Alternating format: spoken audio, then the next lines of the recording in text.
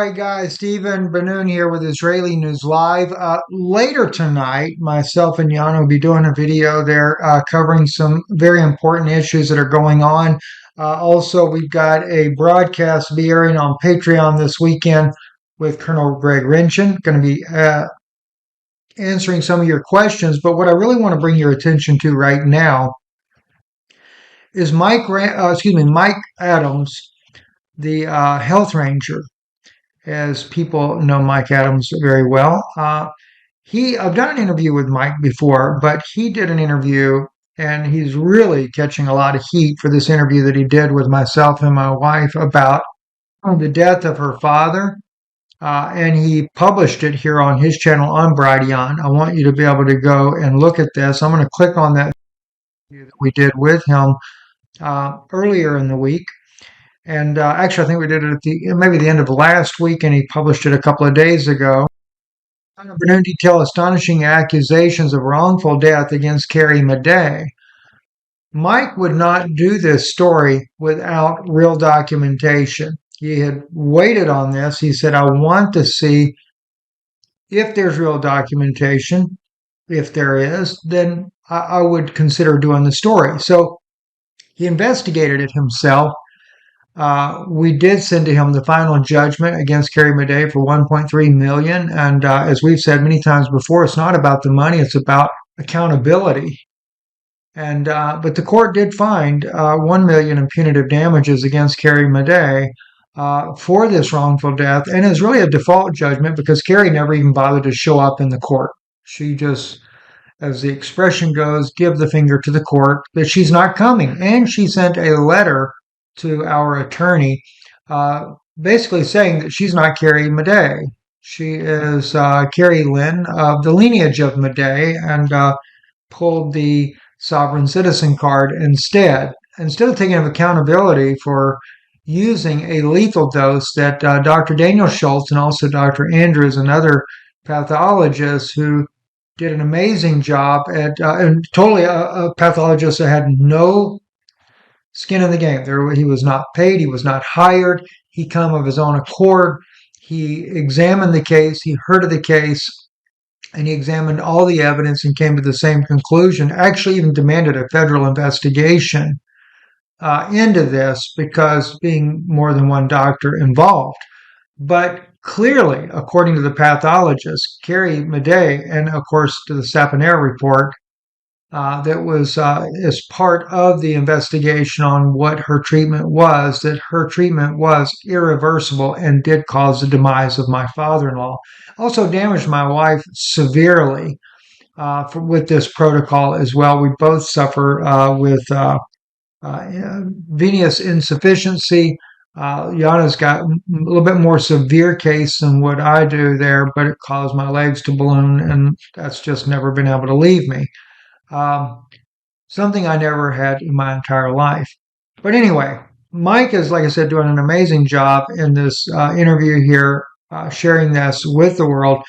But he's catching a lot of flack, especially from the doctors out there that were against, well, as we were. We interviewed these doctors as well for you and shared their information with you very openly and very strongly until we ran into the situation where my father-in-law died as a result of a very harmful treatment that was administered to him. Mike also, on his Twitter channel, Health Ranger, if you go to Health Ranger, he just went out and shared a very long list of tweets. He's been putting quite a few of these out. From what I understand, Dr. Jane Ruby as well has got as well. I haven't even looked at Dr. Jane Ruby, but I definitely want you to take a look at Mike Adams, called the Health Ranger on Twitter. Look at his post in here. You can see the evidence. He's not putting something up that I have been sharing his tweets on our Israeli News Live. You go directly to his, and feel free to comment. He's definitely catching a lot of heat for taking a stand, especially when he sees that something has been done wrong. You know, I mean, here's what it comes down to, and this is something that my wife and I have said all along.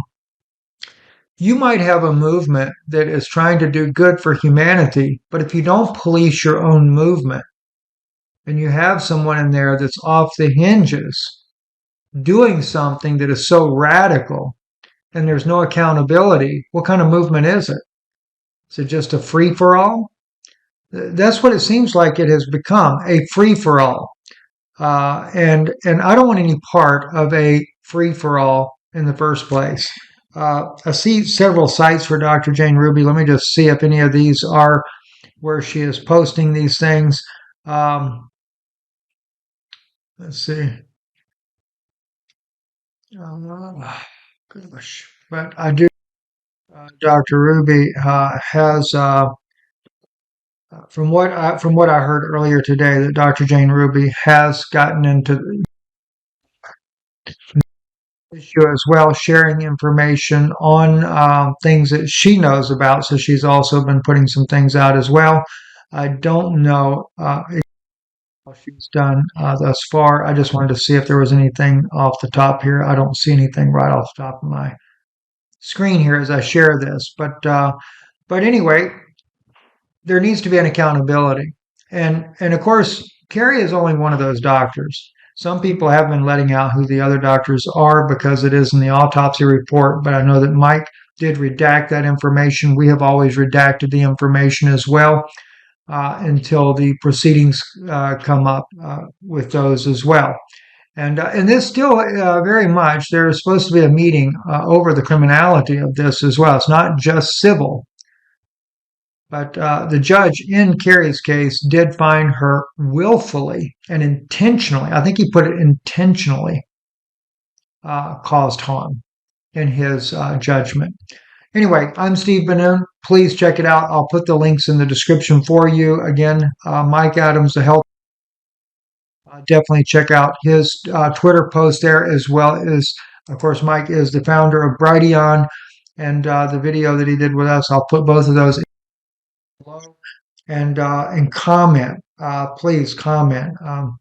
There's a lot of people that are, of course, defending, and I realize that because they really believe that she's being very honest, that she never did anything.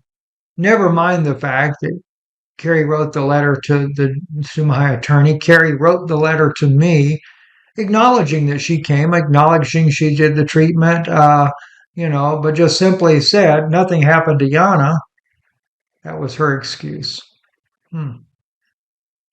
We requested a 12-member jury because we wanted a jury to hear both sides of the case. There's a lot more to this than meets the eye. I'm Stephen Benoon with Israeli News Live.